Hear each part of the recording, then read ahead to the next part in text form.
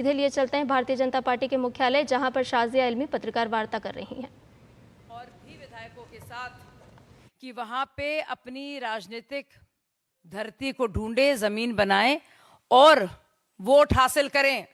उन्होंने बाकायदा गौरव कुमार और विवेक कुमार के साथ मिलकर एक ऐसा षड्यंत्र रचा है साथियों। ये है बात कुरान शरीफ की बेअदबी की। बाकायदा मलेर कोटला में सड़क पर कुरान शरीफ के फटे हुए पन्ने पाए गए, जिसको लेकर कंप्लेंट की गई। इसमें नंद किशोर के साथ 3 और लोगों के नाम थे।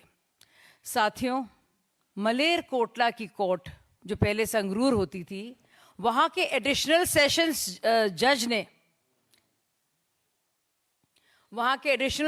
जज ने मामले को रफा दफा किया। नरेश यादव बाहर आ गए। हालांकि अरविंद केजरीवाल का बयान है कि मैं इसमें जस्टिस दिलवाऊंगा, और ये माना गया कि सबूत कम है, नाकाफी हैं। लेकिन 3 दिन पहले की बात है। हालांकि बहुत बड़ी खबर है ये, लेकिन इसको दबाने की कोशिश की जा रही है।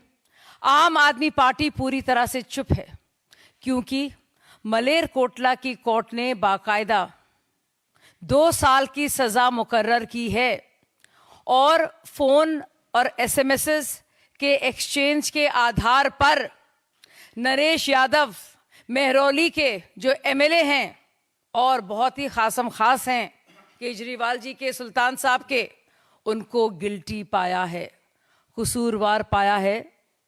उनके वकील इसको चुनौती ज़रूर देंगे। साथियों, एक और बात बताना बहुत ज़रूरी है, क्योंकि ये पार्टी अपने को बहुत सेक्युलर बताती है। चाहे बात हो इमामों की, या बात हो उनकी सैलरीज की, या बात हो मुस्लिम हतैशी पक्ष की। इन्होंने बाकायदा मोहम्मद अशरफ नाम का जो पिटिशनर है, मलेर कोटला का जो स्थानीय निवासी है, उसने अपील की है और कहा है कि इस तरह से बरी नहीं किया जा सकता, और उसकी अपील पर फिर से मामला खुला है और सारे सबूत जो है काफ़ी पाए गए हैं, जिसके चलते बाकायदा इनको 2 साल की सज़ा हुई है। साथियों, ये बात सिर्फ कुरान शरीफ की बेअदबी की नहीं है, या भगवत गीता हो या बाइबल हो।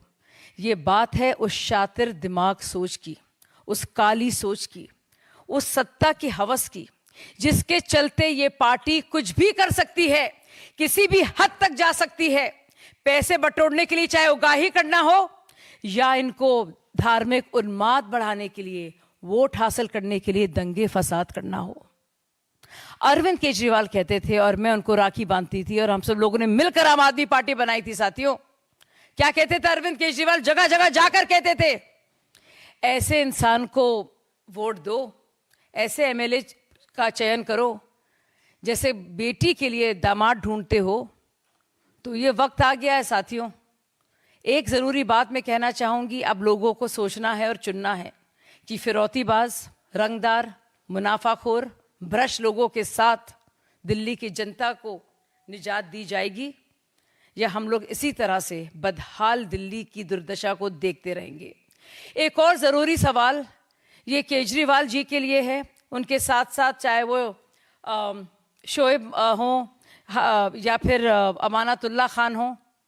मैं ये कहना चाहूँगी कि दिल्ली में हर जगह जब चुनाव का प्रचार हो, नरेश यादव जी की बात और जिस तरह से कुरान शरीफ के पन्ने फाड़ने पर और उनको ज़मीन पर फेंकने पर जिस तरह से मामला आया है, मैं चाहूँगी कि केजरीवाल जी जगह जगह नरेश यादव की इस काली करतूत के बारे में बताएं।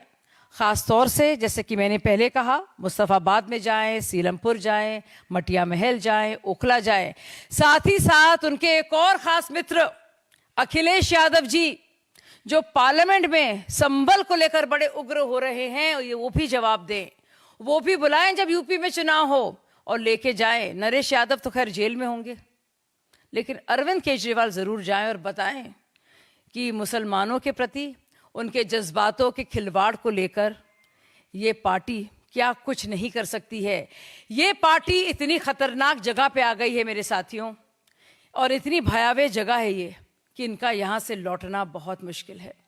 चाहे वो संदिग्ध अपराधी हों, या आतंकवादी हों, या गैंगस्टर्स हों, आम आदमी पार्टी की काली करतूतों का भंडाफोड़ करना बहुत ज़रूरी है। इन्होंने एक हद पार कर दी है और इसलिए ज़रूरी है कि उनको कॉल आउट किया जाए और जगह जगह जो उनके लिए ख़ास मुस्लिम प्रेम है, कुरान शरीफ के प्रति जो मोहब्बत जिन्होंने दिखाई है, उनके एक बहुत चहीते विधायक ने वो काली करतूत को भी उजागर करना बेहद ज़रूरी है। धन्यवाद। तो शाजिया